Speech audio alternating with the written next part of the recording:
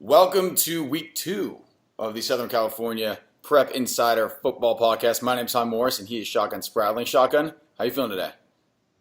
I'm ready to get this week rolling. This is the start of college football this week, and we got some high school football action going. I'm psyched up. We got to see a little bit of college football this past week, and I watched several of the high school games as well. So football is back, baby. And before we get started, I'm going to let you mention your hat of the week. What hat are we wearing today? We're wearing Rice today. Someone needs to support them after the beatdown they took in Australia. But at least they were in Australia, so they got a trip out of it. Anyway, let's go to your top 10, Shotgun.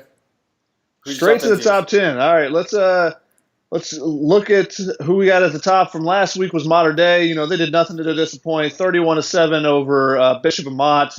Handled that game easily. Even without Amon-Ra St. Brown, he did not play. Because of a hand injury he suffered during the opening.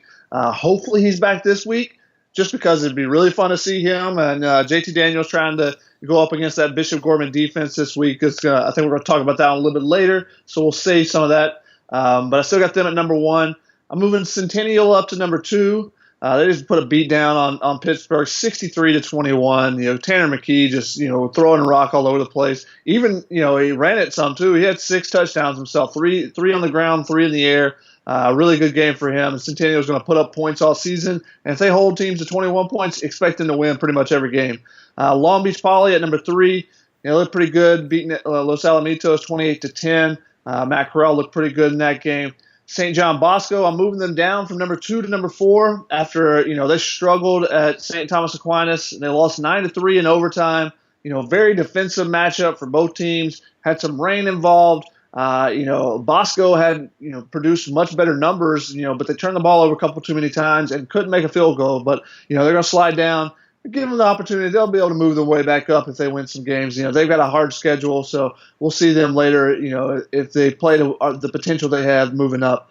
Number 5, Chaminade looked really good, beating up on Oaks Christian, a potential top 10, top 15 matchup last week. They moved up to number 5. They won 47-10 in that one. Looked really good. Mission Viejo was off, but they're at number 6.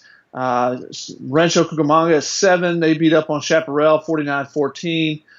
Jay Serra was my number 10 team last week. I was kind of, I thought they had a lot of potential, but a team that didn't do much anything last year. First-year head coach. They looked really good that first week, 45-27 over Corona Del Mar. And then moving into the rankings, I got number 9, Upland, beating up on La Habra on one of the games we picked last week, 35-7. David Baldwin looked really good in the first week of action. He had 2 TDs, threw for 322 yards. And then number 10, I've got Eastvale, Roosevelt. They didn't play last week, but they were a team on my bubble last week, and a couple teams that fell out. Gardena Serra, they lost 17-14 in Narbonne after being up 14-0, and Murrieta Valley, who I was surprised by, lost to Santiago. They're just a team that I expect a little bit more out of that first week, and they just didn't get it done. But, going to be a lot of fluidity in these rankings, I think. If you beat some teams, I'm going to give a lot more credit to that than, if you walk over some easy teams. Yeah, these first couple weeks going to be a lot of moving in the top 10, I would assume. Again, like I mentioned, I was at that Sarah game. They had it. They had that game. But good defense both ways. Both offenses really struggled. I heard it was a very, kind of a surreal game. A little activity in the stands, a lot of police activity there.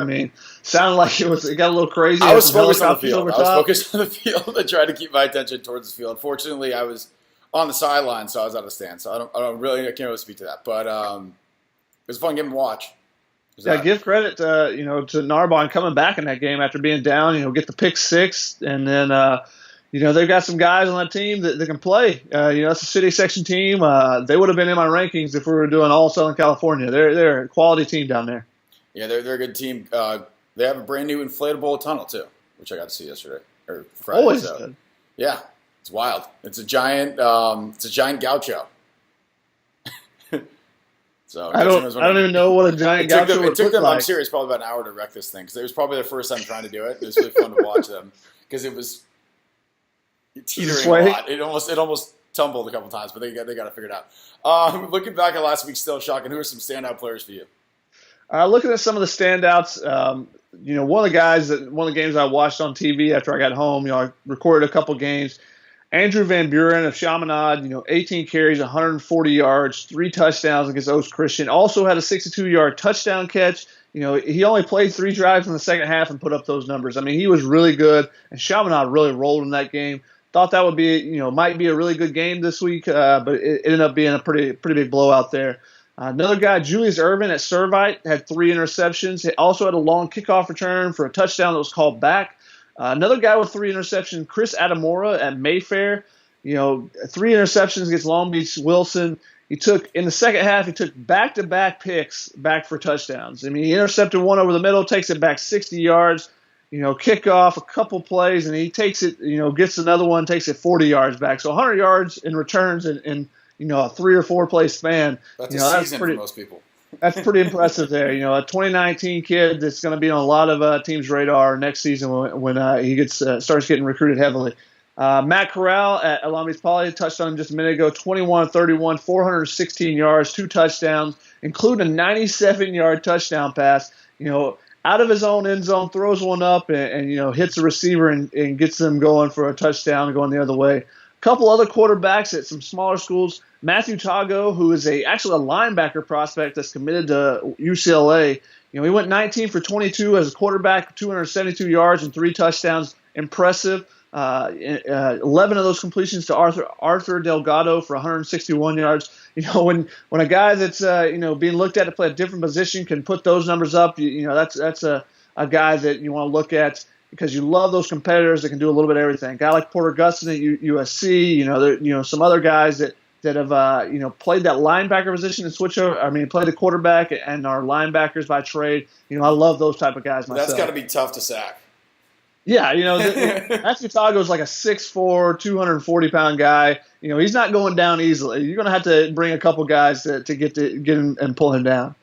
Another quarterback that, looking at the stats, Deshaun Barrett at 29 Palms in Pasadena, 7 of 7, 181 yards and 3 touchdowns in a 55-13 win over Granite Hills. He also had 4 carries for 53 yards and a touchdown.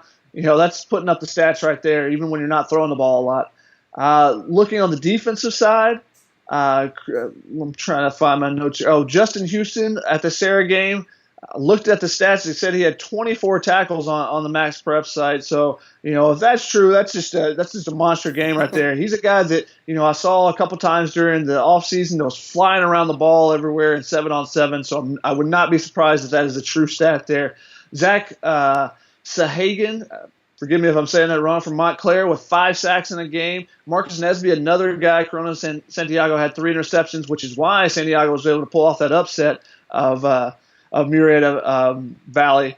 And then a couple of running backs to look at. Paramarino Valley guys, Keviante Patterson of Rancho Verde and Justin Keeley of Valley View. Both of them ran for a Southern Section best, 273 yards and 4 touchdowns. So those guys were definitely standouts. One more wide receiver. Let me give one more wide receiver. Yeah, Christopher Farkas of Baldwin Park, 5 catches, 246 yards, and 4 TDs. If you get 5 catches and 4 of them TDs, you had a pretty good game. So we got to give that a little credit. 36-22 win over El Monte there for Baldwin Park. All right, there we go. Those are the standout guys. And now it's time for everybody's favorite part. We're going to pick some games. Chuck, you ready to go? I'm ready. Here we go. All right, first game, we got Oaks Christian heading to Edison. I will take Oaks Christian. What do you think? Oaks Christian didn't show me much last week. I think they've got to put Josh Calvert at starting quarterback. He came in. He was the 3rd different quarterback to come in for him. They actually moved the ball pretty well with him. Offense just looked a little bit different with him taking the snaps. But I got Edison in this game. They're very sound team. They won a pretty close game against Tesoro. Oaks Christian could bounce back, have a big week, but I'm going to take the team that won game week 1, and I'm going to take Edison in this one. The other Chargers football team in Southern California, Edison. Next game we got.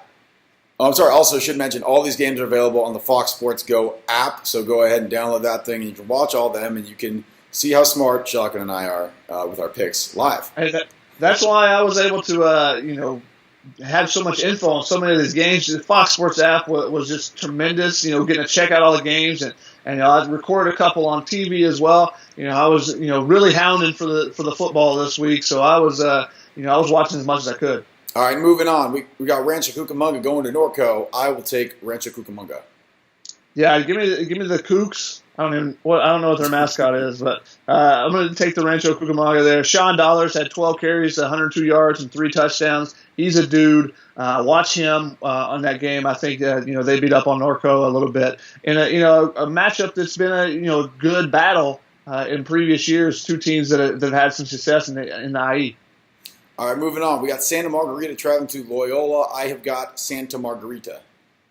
Trinity League is always tough to beat. They went, I think, 5-1 the first weekend. I'm going to take Rancho Santa Margarita. They were, they won, I think, 56-0 in the first week. I'm interested to see. I didn't get to see them, but I'm interested to watch them this week and see what they can do. 2 more games. We got Vista Murrieta going to Mission Viejo. I'm going to call for the upset here. I think Vista Murrieta is very upset about last week, and they go into Mission Viejo and come back with a W. Well, this is probably would be the game of the week if it weren't for number 1 versus number 2 in the country playing. I'm going to go with Mission Viejo. I want to see Vista Murrieta, or I want to see them bounce back and give me Mission Viejo in this, and I'll put all my money down on the yellow and red of the Diablos. Give me Elijah Griffin, pick 6. I'm calling a pick 6 for Elijah Griffin. Right. If that happens, we will make sure to run that back. It will happen because you're always right. Last game, the one you've been referencing a little bit, it is number 1 versus number 2, depending on who you ask. It is Bishop Gorman coming down to Southern California to play Mater Dei. Should be an amazing game. I'm going to be a homer. I'm going to take the home guys. Give me Mater Dei in the Super Bowl of high school football, I guess. At least for this year. I mean, this is just an incredible matchup. Number 1 versus number 2 in many of the national polls. Mater Dei took care of business 31-7 against Amat. Bishop Gorman took care of business against DeMatha Catholic from Maryland. I think the score is 35-23. There were some things in that Bishop Gorman game that I was kind of, I watched that game too, and I saw some areas where maybe Mater Dei can exploit, especially with their passing attack with JT Daniels. If Bishop Gorman can get to the quarterback, especially Hawaii Gaetiote, if I said that correctly, the USC linebacker commit who comes off the edge, causes a lot of havoc for Bishop Gorman. EA is a guy that can really be a difference maker, but if he can't get there, if the Mater Dei offensive line can give JT Daniels time, I think there are areas to exploit in that back end, especially Bishop Gorman. Lost several players on the defensive side, some high quality guys. Herrick Gaskell going to Ohio State. Maybe I mispronounced that name. Sorry to him. But he went to Ohio State last year, defensive tackle. You had Bubba Bolden at the back end, who was at USC now. They had some guys in that secondary that were gone. So I think Mater Dei can exploit some weaknesses there. Now Mater Dei has to also stop Bishop Gorman, and Dorian Thompson-Robinson looked really good last week for Bishop Gorman, the UCLA commit. His first start as a quarterback in high school, because he was backing up Tate Martell previously. He's a guy that can do a little bit of both. He doesn't want to get out and run too much, but he can. We'll see how the Mater Dei defense, if they can cause some havoc in the backfield. They've got a pretty good stout defensive line. If they can do something there, then I still got Mater Dei winning this game. That's who I got. All right, there it is. Those are the game picks. I think we'll be different on 2 of them. So Oaks Christian and Vista Murrieta are my 2 teams that I need to win. You need Edison and Mission Viejo. So we're going head-to-head on those 2 games. Any closing words you want to say before we get out of here? No, you check me on Twitter at ShotgunSPR. You can catch me there. Also writing for USCFootball.com, covering all USC and recruiting stuff. I will give a shout-out to Cathedral, the game I went and saw last week. Bryce Young throwing for over 300 yards. They didn't play great, and they still, easily won that game, and he put up over 300 yards. And, one of the games, give credit to Gar coming back to beat Valley Christian 24-21 after being down 21-3 at halftime. Valley Christian had a chance to tie the game, but their field goal attempt went wide right. So that's how you lose a game. You can't make field goals. St. John Bosco. That's how you know now after missing a couple in that game. So special teams are important always, especially in high school football when, that can be a difference maker, with 2 evenly matched teams. I say go find the soccer players and just make one of them play football. There you go. Problem solved. Hey, can you kick it? All right, kick it straight. Okay, we'll sign him up. I mean, when I played in high school, we had our kicker was a soccer player who had an amazing leg, and it was so much fun on kickoff coverage because never really had to worry about having to actually cover the kick. So I was just, a heat-seeking missile. I was looking for something to hit. Sounds like a pretty fun job. We will be back next week with more game picks, players to watch out for, and top tens. Until then, I'm Tom Morris. He's Shotgun Spratling. We'll see you next week.